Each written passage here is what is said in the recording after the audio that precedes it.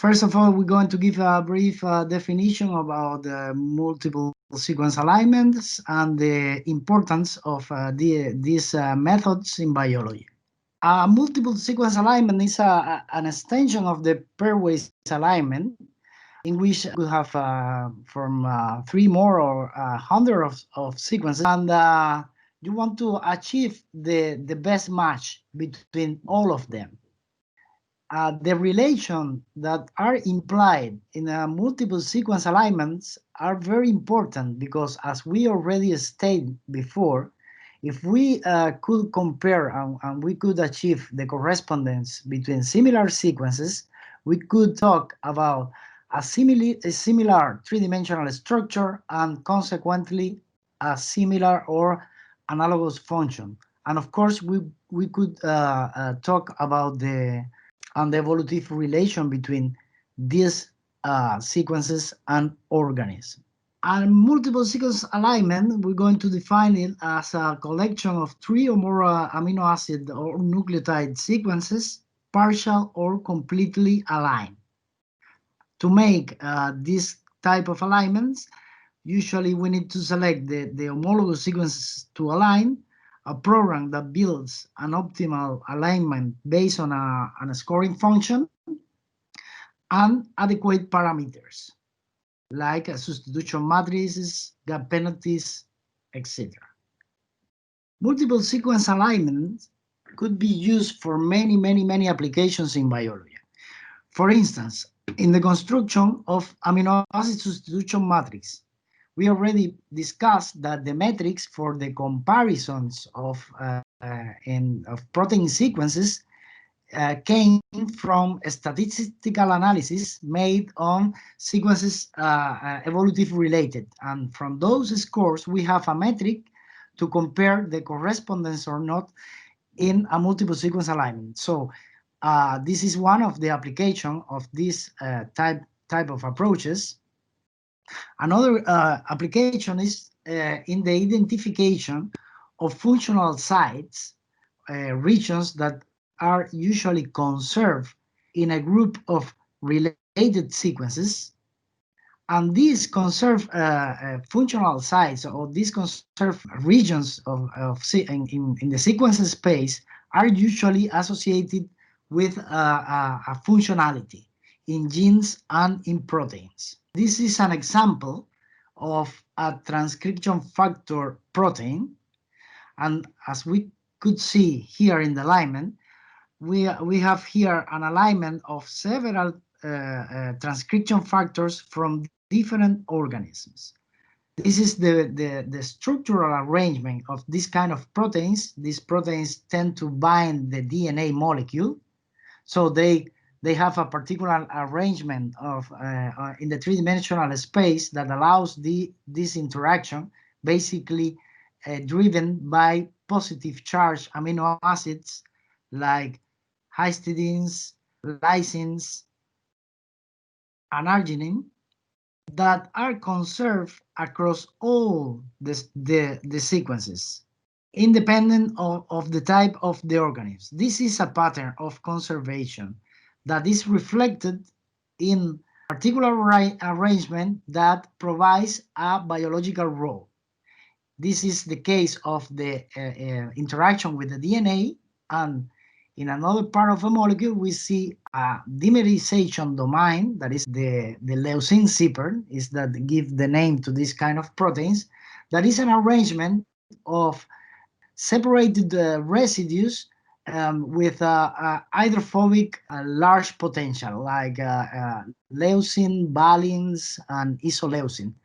Very hydrophobic amino acids that tends to avoid water and interact between them, providing the dimerization force for these proteins to function. As we could see in this example, through a multiple sequence alignment, you could have an idea of the importance and sequence conservation patterns for the proper function of a determinate protein. Also, sequence alignments are used to establish the evolutionary relationships between organisms. and sequences. And are these kind of methods we're going to discuss in the next class, phylogenetic reconstruction methods, but these are widely used and applied in many fields in biology.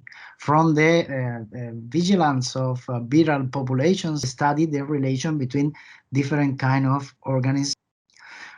Other uses of multiple sequence alignment includes the access of sequence conservation of proteins domains in tertiary and secondary structures to identify if an uncharacterized sequence is a member of a given protein family, to determine or to find DNA regulatory elements that are very important in genome annotation and also the multiple sequence alignment you can convert into a profile that describes a protein family or a conserved region that is shared by a group of evolutionary related proteins.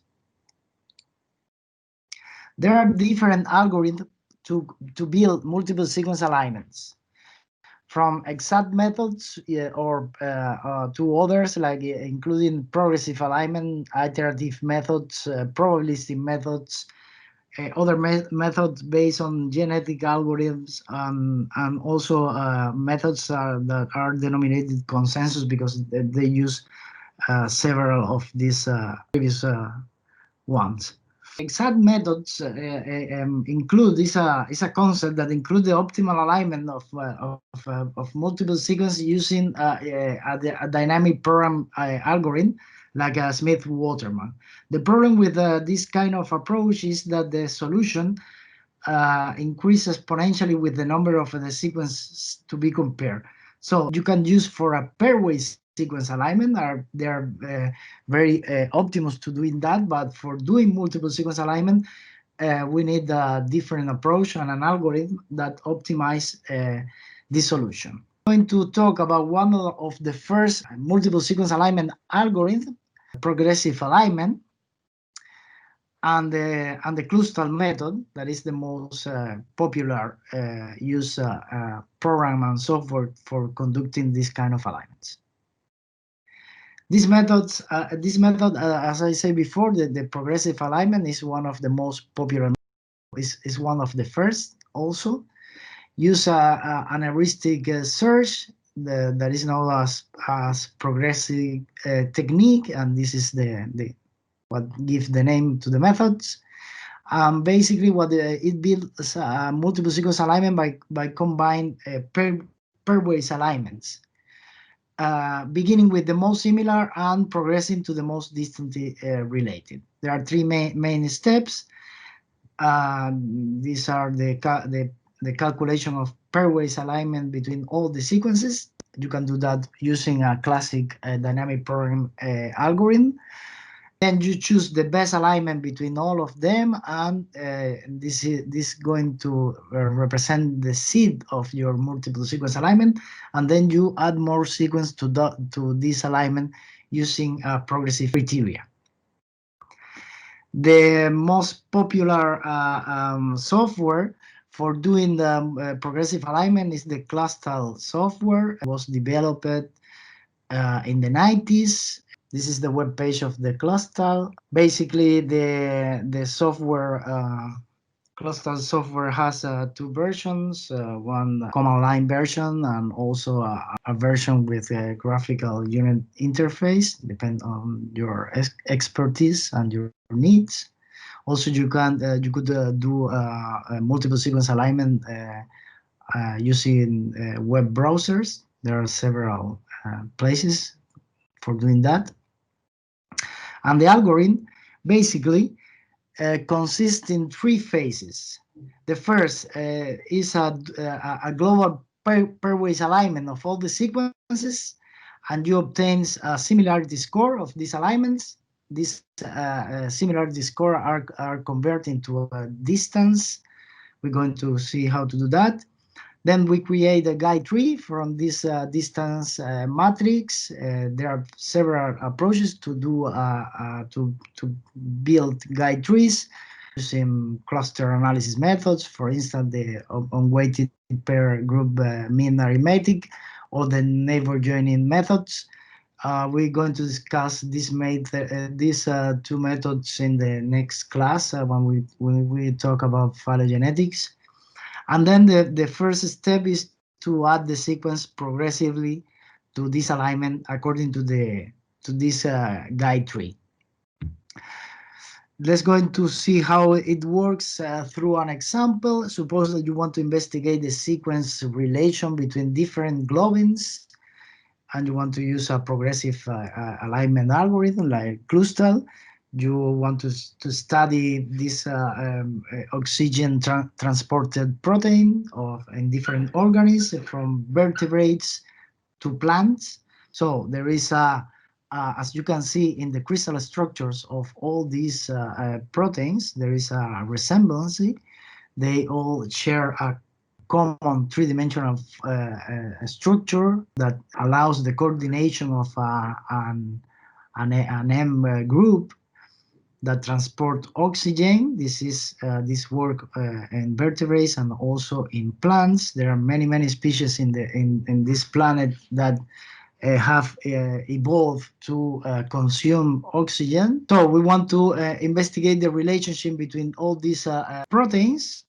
So we first of all, what the progressive alignment method is doing a global pairwise sequence alignment of all sequences. That means take every sequence and compare with another, and record the score of the alignment between all of them. Then you order your this score, and the best score value represent the best alignment between any pair in the sequences that you want to compare. These scores will be transformed into distances. And these distances, we're going to use those distances to generate what we call the guide tree. How we do that? Basically, we build what we call a distance matrix that represent the evolutive distance between any pair of sequences that you want to compare.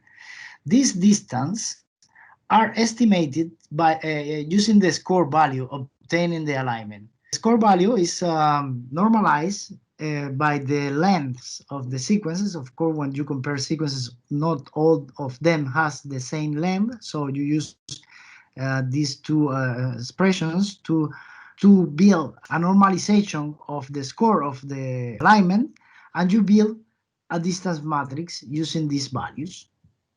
What this distance represents, lesser the value, the sequences are closely related. They are inverse related with the score. Then, using this distance matrix, we create a guide tree. Make groupings in base of the numbers that we obtain from the distance matrix.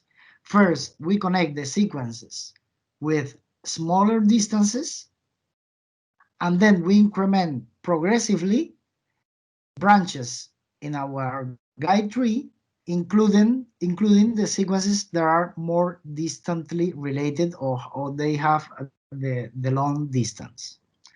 In this case, the length of these branches are proportional to the distance between any pair of sequences. So this is a way to exemplify how sequences are aligned, progressive, how the progressive alignment is built, and is based basically in this process. The two more related sequences, they are the seed of the alignment, and then you start to add sequences based on the resulting guide tree. At the end, we have a complete alignment of all sequences that we want to investigate. This alignment represents the best or the optimal arrangement between all these pair of sequences that maximize the score or the correspondence between sequences. What happens when we observe an alignment between, in this case, protein sequences? We see that there are regions of conservation, and there are other regions that are less conserved. And this is not strange. This is very common. We know that evolutive forces act on genes and proteins, that there is a process of adaptation and changes between different organisms. So there will be regions in sequences that will be subject to more evolutive pressure, and on the other hand, there will be other regions that they are very conserved because they are forming part of the essential mechanism of the protein. In this case, if you remember when we talk about the transcription factors, there is a degree of no correspondence between different transcription factor proteins, but all of them, in the case of leucine zippers, maintain a conservation pattern of positive residues to bind DNA or hydrophobic residues to promote the dimerization between the domains of the protein. In this case, that we are talking about hemoglobins. Hemoglobin, we know that the molecule has this M group, and this M group is coordinated by histidine residues. And as you can see, this histidine residue is conserved in all sequences. But also multiple sequence alignment, this kind of approach of progressive sequence alignment could give us some errors in the alignment. For instance, here we have another histidine that is conserved and is part of the binding site, also coordinated the M group, and this histidine is displaced.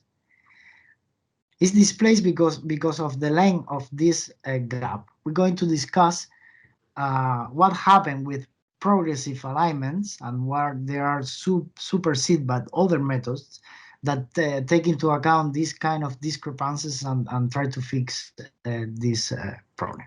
But at the end, when you finish your calculation, you have an alignment, and you could study region of no conservation and regions of conservation between your proteins and make an statement. This is a summary of the method. Basically, you generate all possible pairwise alignment using a dynamic programming algorithm. You calculate the scores based obtained by this by the pairwise alignment between all sequence, and then with those scores you build a distance matrix. Then you construct a guide tree using the values of the distance matrix. The lower values represent sequences that are closely related. They have high scores in their alignment, and then you finally you build your alignment, putting the sequence in a progressive order based on the guide tree. The score of a multiple sequence alignment you can calculate it in an analogous way that as you did with the pairwise sequence alignment. In this case, we could measure the score using an objective scoring system, such as this sum of pair scores, when basically you calculate the score of each column of the alignment, taking into account the individual score values between pairwise sequences, and then make the summatory of all values in columns in the alignment. General consideration of the progressive alignment methods are, or the most important is this rule that usually is named once a gap, always a gap. And this is related with the positions of the gaps that you introduce when you do the alignment. that could be problematic if you work with sequences with low identity. For instance, if you are comparing sequences of very distantly related organisms, the similarity between them will be low, so the alignments could tend to be problematic. That's why we used to try to introduce sequences between below 20% of similarity, because this region is what we call the twilight zone. If you remember, we presented a graph in the first class that we discussed the relation between similarity and structure and function. And when you are working with sequences with very low similarity, the alignments tend to be not so reliable. Other considerations that we have to take into account when we do a progressive multiple sequence alignments are the choice of the substitution matrix. We know that there are several options that we usually have to do that. PAM matrices or blossom matrices in the case of protein sequences, or other kind of matrices, and also the parameters for gap opening and gap extension penalty. Generally, in the most of software application, these parameters came with by default, and you could only need to modify if you are looking for a specific set of problems. Improvements to these progressive alignment methods are presented here, like the T-coffee method, as name based on the name is tree-based consistency objective function for alignment evaluation.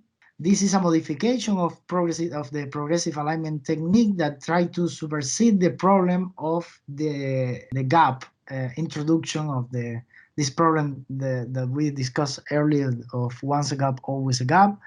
Basically, the T-coffee approach use a combination of information derived from pairwise sequence alignment, because it used not only a global pairwise alignment between the pairs of sequence, it also do local alignment between sequences, and all this information is used to construct primary libraries of correspondence between those sequences that then are extended.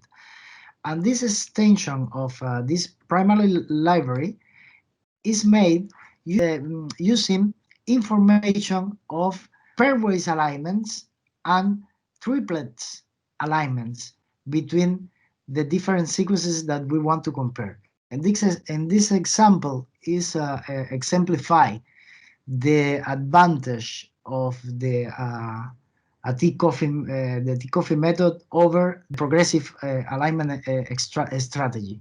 As you can see, if you use a progressive alignment strategy, you obtain this alignment if you use these phrases, and you could see that this word is misplaced here.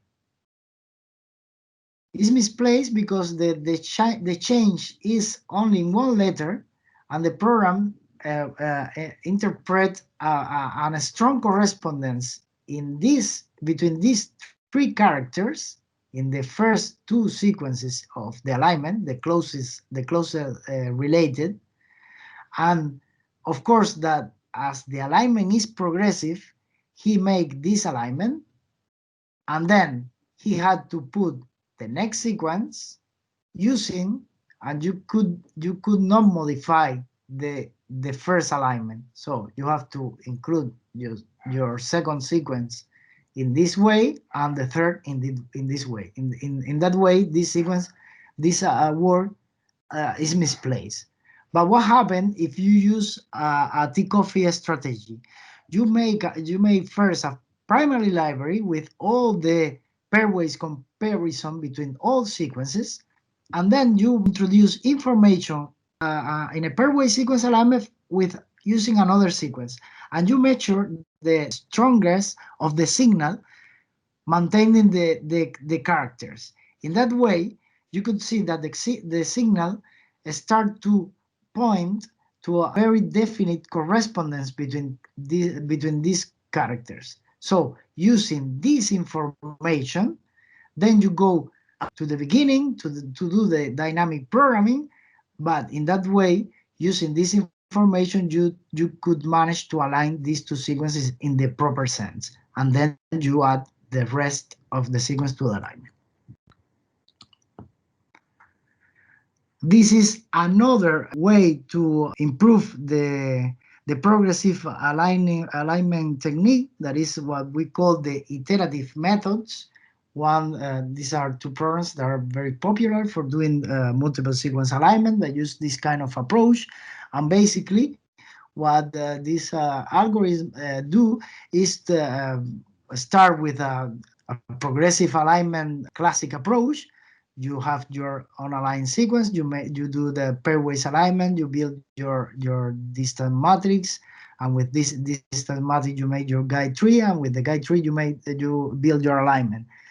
But then you with this result you recompute the distance matrix using the values of this alignment, the values obtained by the pairwise alignment of the sequence. So with this new distance matrix, you recompute your distance tree, and this distance tree is used to build another alignment. And then you can do random combination of this distance tree, evaluate different alignments, and try to obtain the alignment who obtain the best score of all.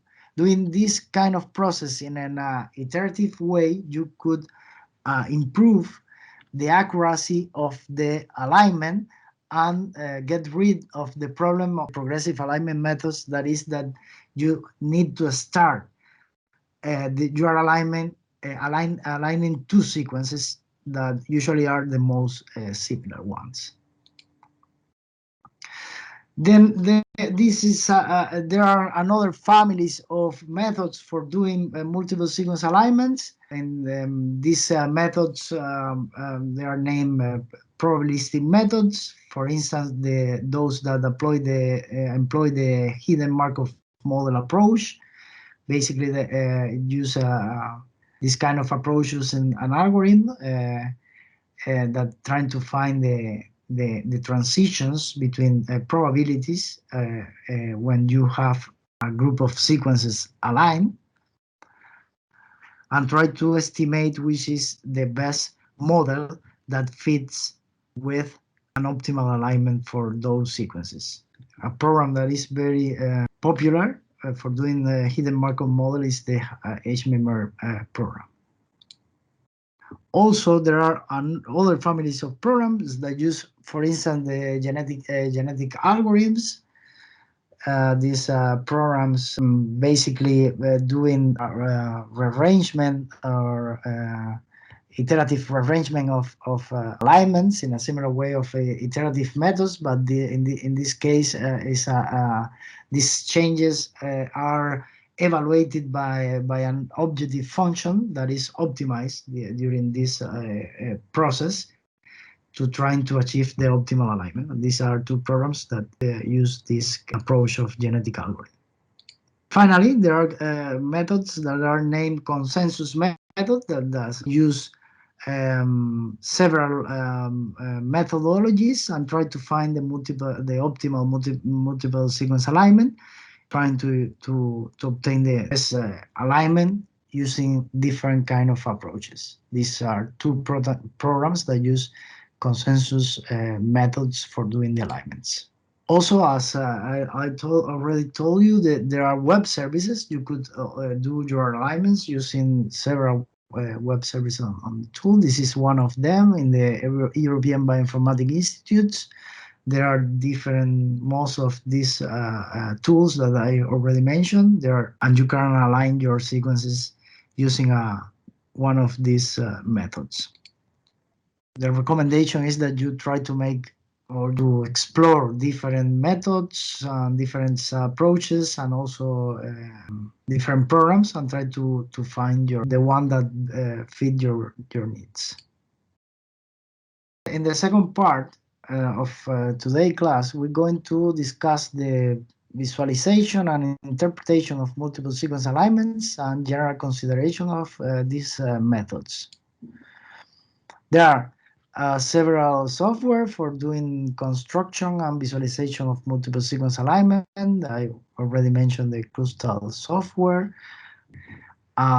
This is another software. This JALView we're going to use in the practical lesson. We're going to install and use this program. It has a very simple interface, and you can do many things with this program.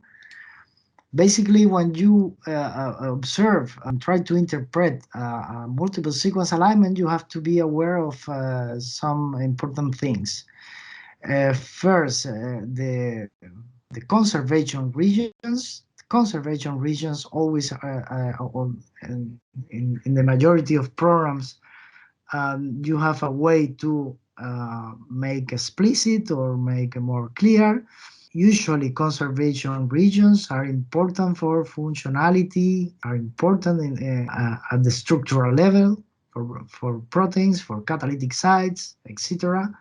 There are other regions that are not conserved. This is also important because non-conserved regions tell us about specificity.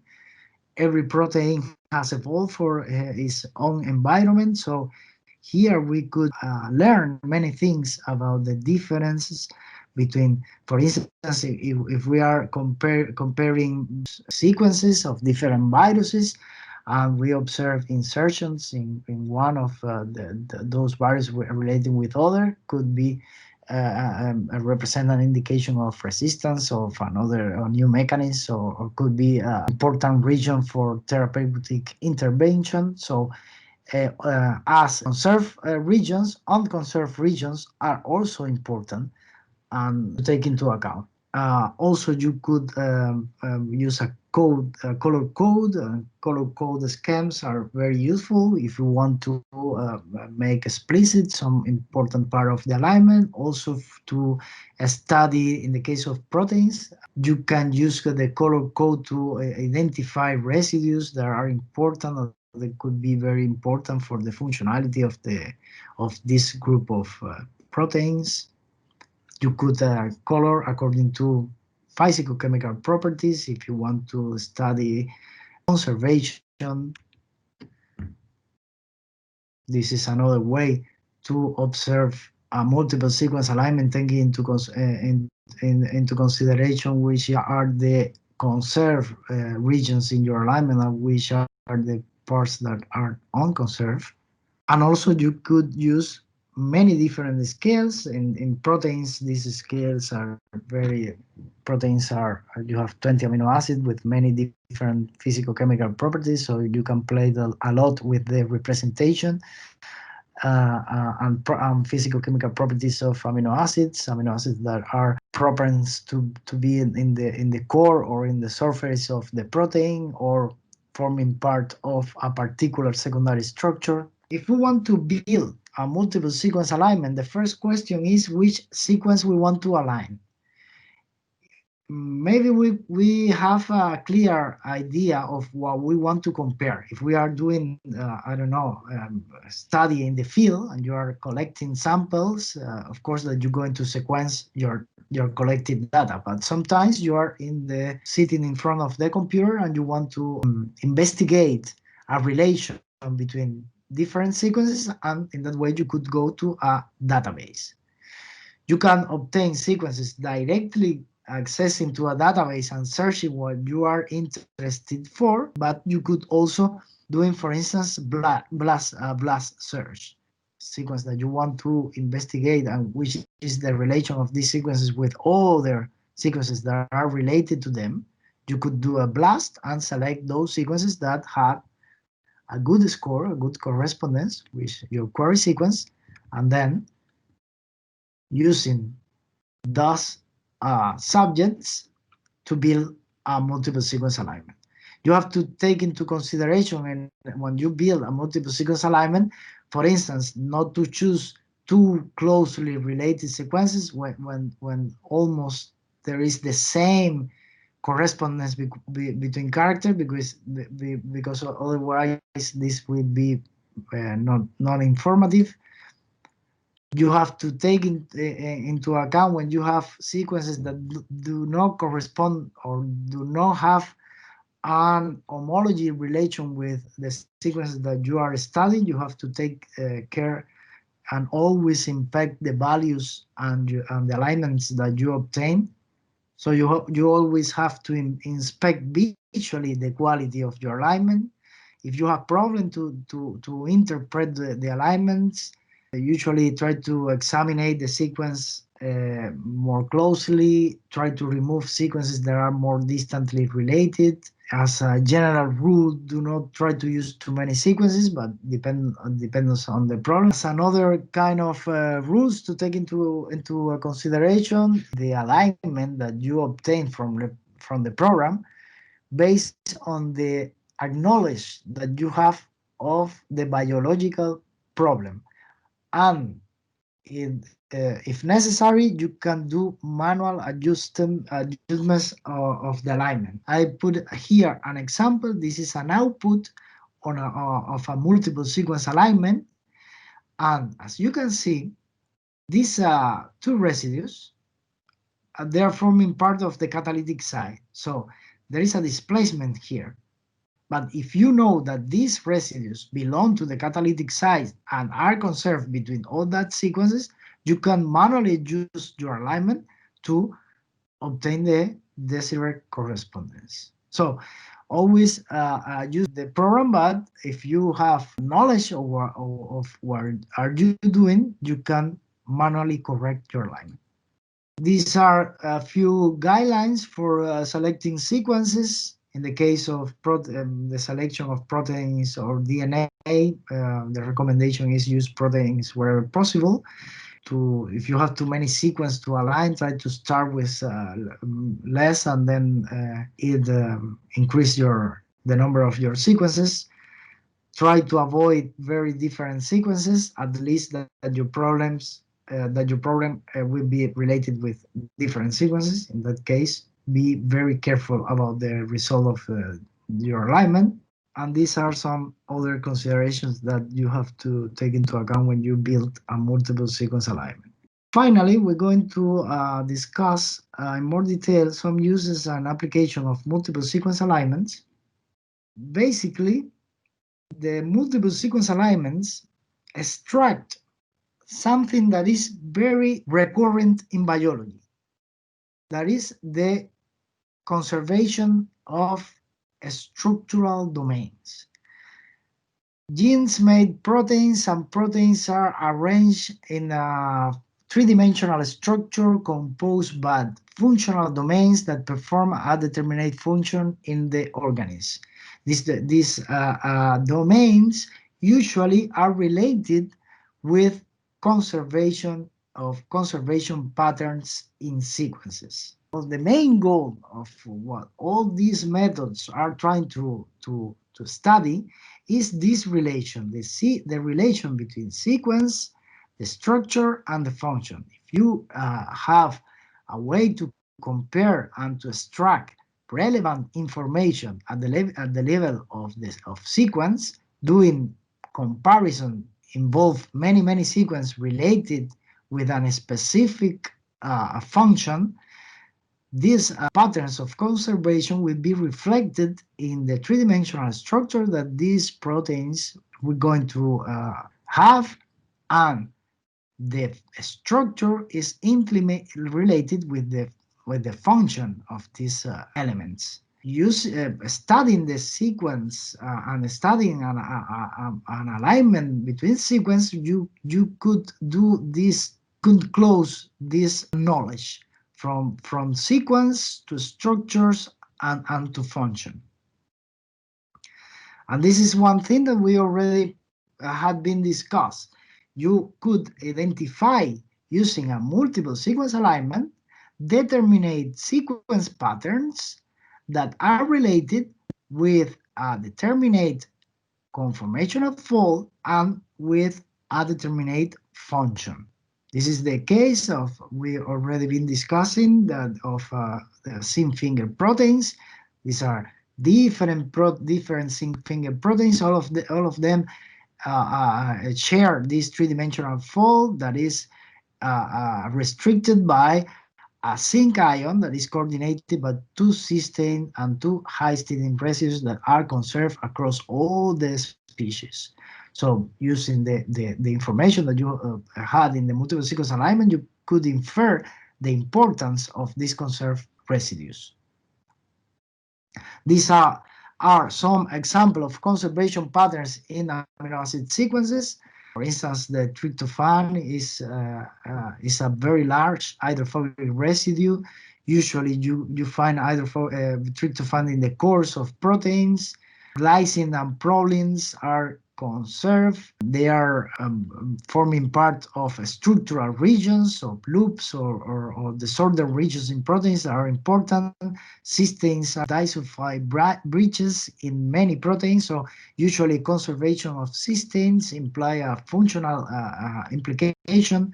The same with histidines or serine residues or positive or negative charge residues that are usually involved in catalytic mechanisms. So when you observe these kind of patterns of amino acid patterns in the multiple sequence alignment, you could do some functional interpretations in base of what you see in the alignment. When we have a group of sequence aligned, we could identify these sequence patterns using that emerged from the multiple sequence alignment. For instance, we could build a consensus sequence using a multiple sequence alignment of different sequences. We could represent a consensus sequence. We could also build regular expression using the same approach. I have a sequence alignment. I have some characters that had a strong correspondence and others that are not so conserved.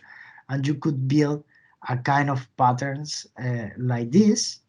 You say, okay, this the matrix is more or less explained here. Here are some regular expressions that define some motif that develop a specific function. For instance, our paradigmatic example of zinc finger proteins. Here we see that the pattern or the consensus sequence pattern you interpret like you have a C, then you could have any residue from 2 to 4. In this case, there are 2 residues. And then there is another system. And then you could find any other residue, more or less 12 residues away of a histidine. And then you could have 3 or 5 to the other histidine. In that way, you represent this pattern in a regular expression, and then you could use for a scan, for instance, in a database, or if you have a sequence that you don't know which is the function, you can try to find if you find some pattern there. Also, multiple sequence alignment could be used to build what we call sequence logos. Sequence logos are a graphical representation of sequence conservation of nucleotides or amino acids. And sequence logos are created from an alignment of these elements and an expression that includes the concept of the channel entropy and a determinate position of alignment. But basically, this is information entropy. What we are discussing here is not thermodynamic entropy. It relates with the information content that is obtained in a column of an alignment. For instance, in this column, there is a perfect conservation between all the sequences of an A character. So there is a strong signal here. On the other hand, in this column, we see more or less the same representation of every character. So there is a low signal here, and basically the size of the signal is related with the strong of the signal and the number of apparition in the multiple sequence alignment. In that way, using a sequence logo, we could represent long stretches of multiple sequence alignment. Suppose that you have, I don't know, 1,000 sequences or 500 sequences that you want to align. Is sometimes it's very difficult to visualize some long alignment, and in that way you only could represent that alignment with this sequence logo that basically says that there is some strong conservation between all the sequences that you are comparing here, and there is few conservation between the sequences here. And also these sequence logos are used to identify important regions. For instance, the Tata box that is a very strong signal that is found in more than the 20% of promoter regions in eukaryotes, or the frequency of apparition of G and T in the exon-intron interface, or here for the finger proteins. We see a logo, a sequence logo that basically what tells us is the pattern of cysteine and histidines. Another use that we could apply in the multiple sequence alignment is in the construction of position weight matrices. Position weight matrices that are also known as position-specific weight matrix or position-specific scoring matrix are a representation of it's a way to represent a pattern between the group of sequences. Suppose that you have a multiple sequence alignment of all these different sequences, and you build a matrix that basically tells you which is the proportion of the apparition of a determinate character in a position or in a column of alignment. So for the first column of the alignment, you will see that you have 4 times that the T appear, 1 time only the G, and so on and so forth. In that way, you build a matrix that represents the proportion of apparition of a certain character in the alignment. This matrix, this position frequency matrix, you convert to a position probability matrix, dividing this frequency count at this position by the number of sequence that you are comparing, and you obtain this position probability matrix that then you could use to estimate the probability of a determinate sequence of characters belong to this group of sequence, or share this the common pattern of conservation that you could find between all these sequences. In that way, you could evaluate a determinate sequence, assigning a probability according to the position probability matrix of the apparition of a character in each position of the alignment. In that way, you obtain a value of probability of a determinate sequence belong to a group of related sequences. One of the application of this position weight matrix we could use for database search, as I will mention. And this is an application of this method, or position-specific iterated BLAST. And it's a modification of the BLAST algorithm that is used for find distant relative, attending to the extraction of these conservation patterns that we observe between a group of sequence. I'm going to explain you briefly how this position specific iterated BLAST works through one example. In this case, we're going to define 4 main steps to do an iterative BLAST.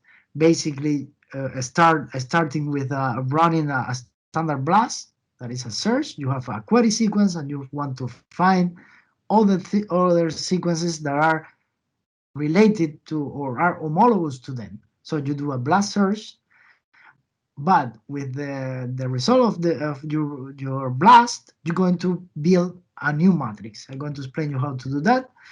If you suppose that you have a query sequence that is I don't know, a zinc finger protein, you know that this pattern is contained in your sequence. You do a blast search. Of course, blast is going to give you a very good it's going to give you some good values and some not so good correspondence between your query and the sequences that are in the database. You for doing a side blast, you define a threshold that basically guarantee that the sequences that you pick will be sequences that are or share a good relation or share a good score with your query sequence. So you choose those sequences that are more related with your query, and the other sequences or the other hits you not take into account. And then with all these hits that you obtain, there are good hits very similar to your query sequence, you build a position-specific scoring matrix.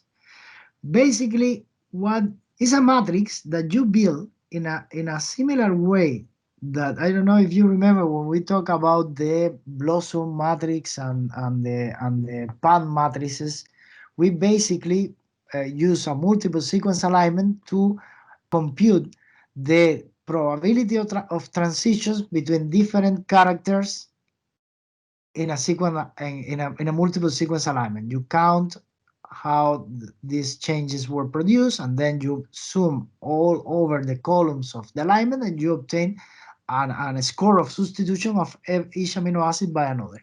In the case of position is a specific iterated blast or position specific substitution matrix, the matrix has 20 amino acids, but in the first column you have positions in the alignment. In that way, you could estimate which is the conservation of a determinate residue in a determinate position of the alignment. If you build a position-specific iterated matrix with sequences of zinc finger proteins that contain this pattern of conservation of these residues, your matrix is going to look like that. There are some probability to find a determinate residue in a determinate position of the alignment, but in those regions that are conserved between all these sequences, that means C here and here, you will find a very high probability, and the same with the histidines. In that way, the position-specific scoring matrix prioritize sequences that fit a specific pattern over other sequences.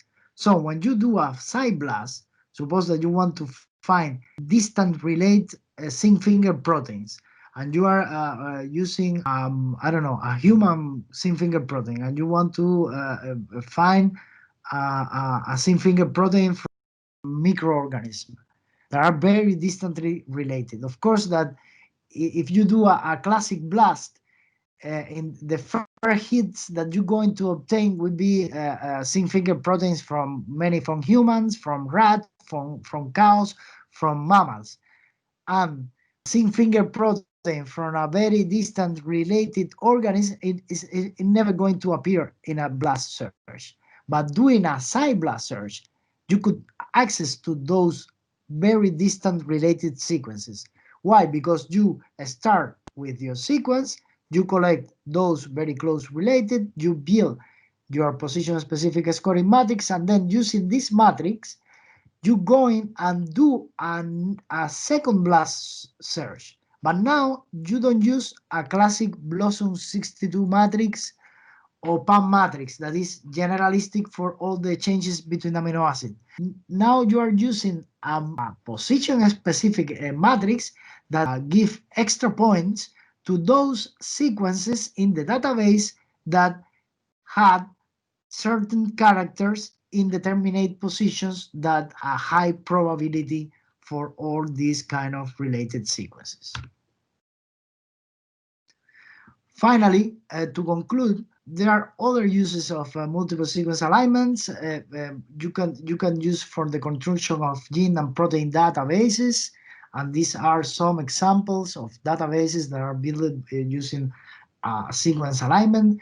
For develop classification system, as already told you in the next class, we're going to talk about phylogenetic reconstruction, and phylogenetic reconstruction use multiple sequence alignment to infer the estimation and the evolutive relation between sequences, and also to find sequence patterns and to study domain organization in proteins and in genomes. One example of a database that use a large collection of multiple sequence alignment, in this case, are represented by hidden Markov model, is the PFAM of the protein family, where there is an extensive characterization of proteins domains, including the present in several organisms, evolutive relations, and many things that you could explore about a particular protein domain or protein sequence. And all this information is based on all these relations are built using alignments of homologous or related proteins.